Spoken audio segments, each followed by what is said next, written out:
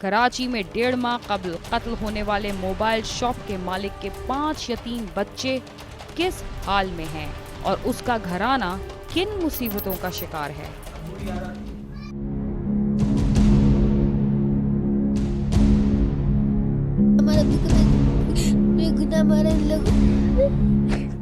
गम में डूबी ये सदा कराची की 10 साला राबिया की है। राबिया ने अभी होश भी नहीं संभाला है कि उसके सर से बाप का दस्ते शफकत उठ गया।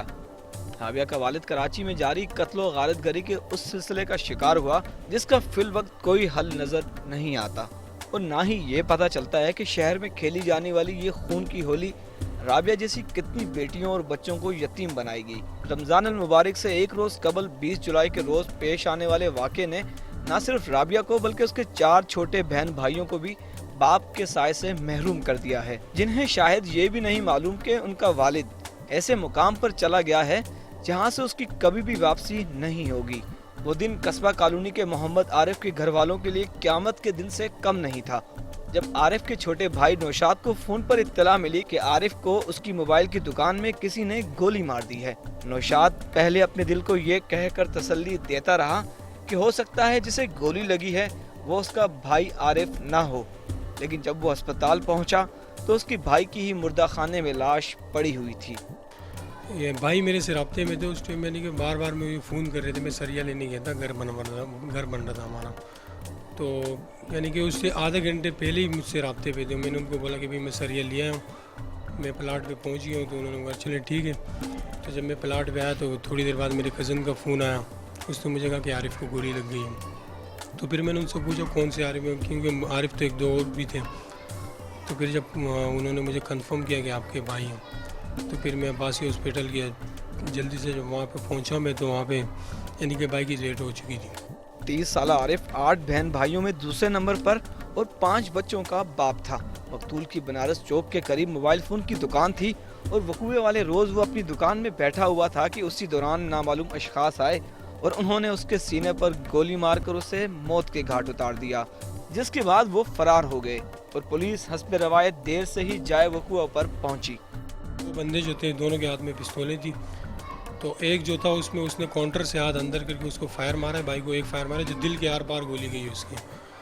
और फिर उसके बाद वो लोग वहाँ से, यानी कि पिछली गली से पतली सी एक गली है जो वहाँ से गेट बना हुआ है, बुखारी की तरफ गया और रास्ता वहाँ से पैदल यानी कि अलीगढ़ की तरफ निकल गए वो। उसके बाद वो भाग गए। फिर बाद में पुलिस तो खैर 1-2 घंटे बाद आई है, फिर वहाँ पर फ़ौरन कोई पुलिस नहीं आई है। वाक़े के वाहिद ऐनी शाहिद और आरिफ की दुकान पर मुलाजमत करने वाले हबीबुल्लाह का कहना है कि आरिफ को कत्ल करने वाले दोनों मुल्ज़िमान शाम से ही मार्केट में घूम रहे थे और मोबाइल फ़ोन खरीदने के बहाने वो 2 बार उनकी दुकान पर भी आ चुके थे। दो बंदे आए थे, उसका बात कर रहा था, मोबाइल ले रहा था, उसका बात कर रहा था। फिर उसने बोला मैं फिर आ रहा हूँ थोड़ी देर में, मेरे को लेना है मोबाइल, दोस्त को मोबाइल लेना। फिर वो इधर हो गया, खड़ा हो गया, फिर उधर बाहर गया तो फिर वापस आ गया। फिर इधर खड़ा हुआ था, बोले हमारा दोस्त आ रहे, हम मोबाइल ले रहे। तो फिर उसने बोला गाना लगा, हमने गाना लगा तो फिर उस तरफ मुँह गया। तो फिर उसके बाद एकदम 5 मिनट के बाद फायर हो गया। तो आरिफ नीचे पड़ी कुर्सी से गिर गया। फिर हमने उसको उठाया, फिर अस्पताल लेके गए। मकतूल आरिफ के भाइयों का कहना है कि उनकी किसी से कोई दुश्मनी नहीं है। उन्हें नहीं मालूम कि किसी ने उनके हंसते बसते घर को क्यों उजाड़ा। वाक़या हुआ ना, ऐसे हमने कभी सोचा भी नहीं था ऐसा होगा। कभी ऐसे किसी के साथ लड़ाई झगड़े कोई ऐसी उसकी नहीं थी। अब तुम्हें खुद पता है कि उसको बेगुनाह मारा गया, ना उसके साथ कोई इसके साथ दुश्मनी थी, ना कोई हमारी ऐसी कोई दुश्मनी है, कोई ऐसी बात नहीं है। अखलाक में अच्छे थे, हर चीज़ के बारे में, घर में भी सबसे अच्छे थे, कोई झगड़ा नहीं था, कोई झगड़े की कोई दुश्मनी ऐसी कोई भी नहीं थी बात। अगर दुश्मनी होती तो हमें पता होता, फिर हम लोग दुकानों में थोड़ी बैठते। मकतूल के घर वालों का कहना है कि पुलिस ने अभी तक आरिफ के कत्ल केस की तफ्तीश में कुछ नहीं किया। मुल्ज़िमान का सुराग लगाने के बजाय पुलिस उनसे ही पूछ रही है कि उनकी किसी से कोई दुश्मनी तो नहीं थी। पुलिस ने तो अभी तक कुछ भी नहीं किया। और इसके अलावा जैसे कि अब पुलिस ये पूछती है कि आप बता करें कि ऐसी कोई दुश्मनी होगी। दुश्मनी तो कोई भी नहीं है साहब, हम बता रहे हैं। अगर दुश्मनी हमें अपने दुश्मन का पता होता तो हम पुलिस के पास थोड़ी आते।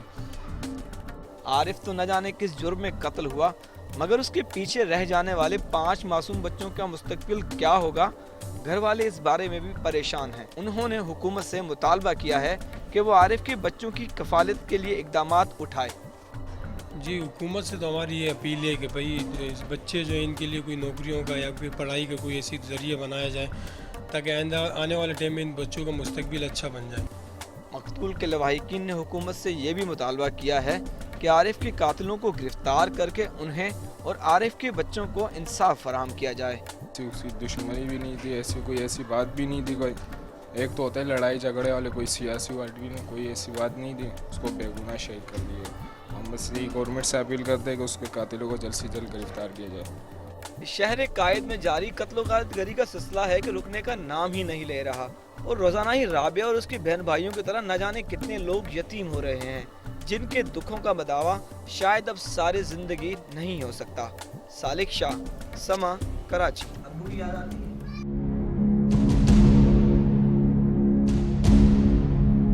हमारा बेगुनाह मारे लोग। लाहौर पुलिस ने 2 मुल्जिमान के कब्जे से 20 मोर्टर गोले और रॉकेट समेत खतरनाक असलहा बरामद कर लिया। जराए का कहना है कि असलहा हाजिर सर्विस डीएसपी के घर से बरामद हुआ।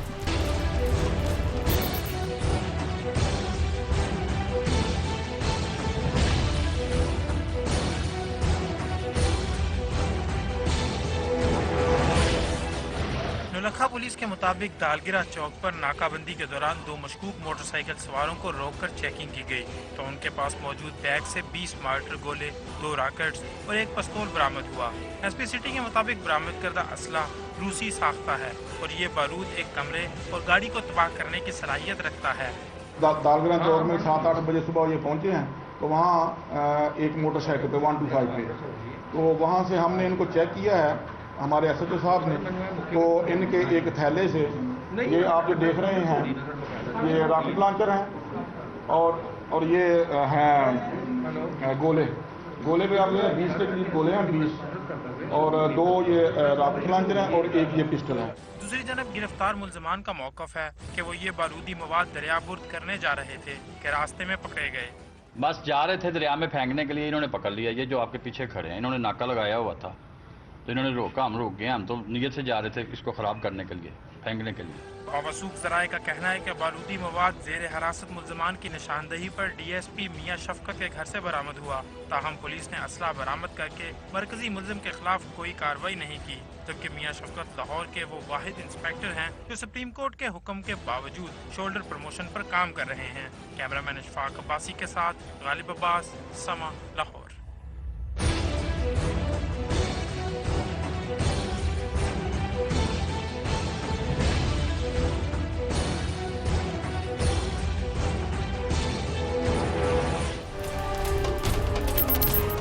रावलपिंडी के इलाके गुलिस्तान कॉलोनी में सुलह के लिए जारी जिरगा में फायरिंग करके एक ही खानदान के 6 अफराद को मौत के घाट उतारने वाला मरकजी मुल्जिम कानून के शिकंजे में आ गया।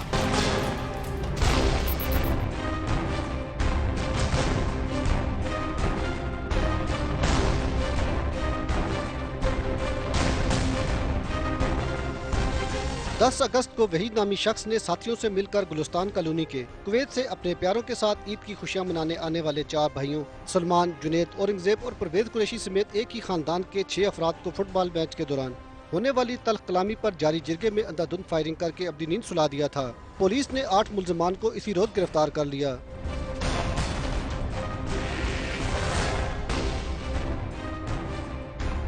कत्ल की इस दिल दहला देने वाली वारदात में मतलूब एक और मुल्जिम जहांगीर को भी गिरफ्तार कर लिया गया है। पुलिस के मुताबिक मुल्जिम जहांगीर से वारदात में इस्तेमाल किए जाने वाले असलहे की बरामदगी के लिए इंसदाद दहशतगर्दी की खुसूसी अदालत से जिस्मानी रिमांड हासिल कर लिया गया है। कुरैशी वगैरह इन्होंने 6 अफराद को कत्ल किया था, जो हमने उसी दिन जो है 8 मुल्ज़मान हमने गिरफ़्तार कर लिए थे। जिनसे बरामदगियाँ असले की जो रिकवरी है, कलाशनकोफ और पिस्टल वगैरह, वो बरामद हो चुके हैं। उनको जुडिशल किया गया है। पुलिस का कहना है कि अब तक 9 मुल्ज़िमान को गिरफ्तार किया जा चुका है, जिनसे वारदात में इस्तेमाल होने वाला असलहा बरामद किया जा चुका है, जबकि कत्ल की लर्ज़ाखेज़ वारदात के मरकजी मुल्ज़िम वहीद कुरैशी समेत मजीद 3 मुल्ज़िमान की गिरफ्तारी के लिए पुलिस की टीमें छापे मार रही हैं, जिन्हें जल्द गिरफ्तार करके कानून के कटहरे में लाया जाएगा और मुतासरा खानदान को इंसाफ फराहम किया जाएगा। एक जो जहांगीर वल्द मोहम्मद याकूब है, इसको हमने गिरफ्तार किया है और अभी इसका रिमांड लेके बरामदगी का तरक कर रहे हैं। 9 मुल्ज़िमान को हमने गिरफ्तार कर लिया है। बाकी जो मुल्ज़िमान जिनकी गिरफ्तारी बकाया है, उसके लिए टीमें रवाना है। इंशाल्लाह बहुत जल्द उनको भी गिरफ्तार करके इस मुकदमे में इंशाल्लाह मुल्ज़िमान को कैफ़रे किरदार तक पहुँचाया जाएगा। वारदात में मुलविस 3 मुल्ज़िमान ताहल मफरूर हैं। मुतासरा खानदान ने मुतालबा किया है कि पुलिस इनको भी गिरफ्तार करे और खून की होली खेलने वाले सभी मुल्ज़िमान को कानून के कटहरे में लाकर करार वाकई सजा दिलवाए। कैमरामैन जुल्फ़िकार अली के साथ सदाकत अली, समा, रावलपिंडी।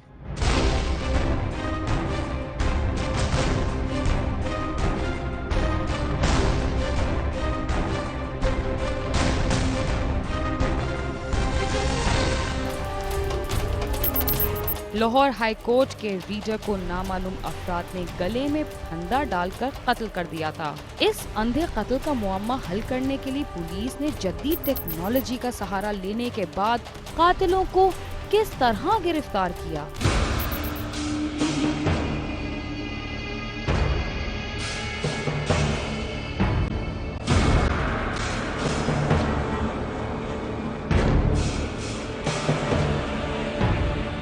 पुलिस के मुताबिक पुंछ हाउस लिटन रोड के रहायशी 45 साला मजर इकबाल गोरी के अहले खाना ईद मनाने के लिए चिन्योट गए हुए थे। ईद के तीसरे रोज मजर की बीवी ने उससे फोन पर राब्ता ना होने पर मोहल्लेदारों से राब्ता किया और मजर के बारे में खैरियत दरियाफ्त की। मोहल्लेदारों ने मजर गोरी के दरवाजे पर बारहा दस्तक दी मगर कोई जवाब ना मिला, जिस पर मोहल्लेदारों ने दरवाजा तोड़ दिया और जब अंदर जाकर देखा तो मजर इकबाल गोरी मुर्दा पड़ा था। उसके गले में कपड़े का फंदा था, जिस पर पुलिस को इतला कर दी गई। पुलिस ने मौके पर पहुंचकर लाश पोस्टमार्टम के लिए भिजवा दी। घर से कुछ सामान और मकतूल की गाड़ी भी गायब थी। जो हमसाये थे उनको पता चला, उनको बताया गया किसी ने कि दरवाज़ा जो है वो खुला हुआ है और लाइटें जल रही हैं, क्योंकि जब ताला तोड़ के अंदर गए तो बंदा एक मरा पड़ा था। पुलिस को 15 के थ्रू एक कॉल मौसूल हुई कि इलाका थाना लिटन रोड के अंदर एक डेड बॉडी मौजूद है। वहाँ पे पुलिस जब पहुँची है तो उधर से मजर इकबाल गौरी उसकी लाश हमें मिली, जो कि हाई कोर्ट में बतौर रीडर काम कर रहा है।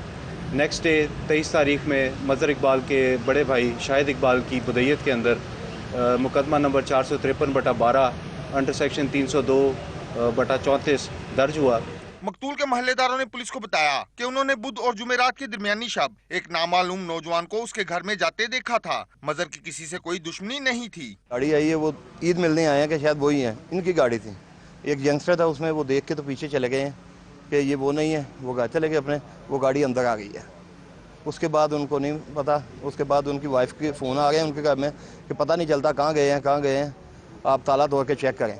कत्ल की इस वारदात का मौमा हल करने के लिए पुलिस टीम ने मुख्तलिफ पहलुओं पर तफ्तीश शुरू कर दी। मकतूल के घर से पुलिस को एक खाली बोतल और 3 गिलास पड़े मिले थे, जिस पर पुलिस को शुबा था कि कातलों की तादाद 2 है। मकतूल के मोबाइल फोन रिकॉर्ड से आखिरी कॉलर मशकूक करार पाए, जिन्हें पुलिस ने हिरासत में लेकर तफ्तीश की तो मंडी बहाउद्दीन से गिरफ्तार होने वाले 2 नौजवानों सज्जाद और हमायूं ने कत्ल का एतराफ कर लिया। मुल्ज़मान ने बताया कि मकतूल के उनकी खाला के साथ ताल्लुकात थे और उन्होंने गैरत के नाम पर कत्ल की ये वारदात की है। पुलिस ने मुल्ज़मान से मकतूल की गाड़ी और दीगर मसरूका माल भी बरामद कर लिया है। हमने फ़ोन कॉल के थ्रू ये चेक किया कि लास्ट कॉल्स जो कि मकतूल को गई हैं वो किन नंबरों से की गई।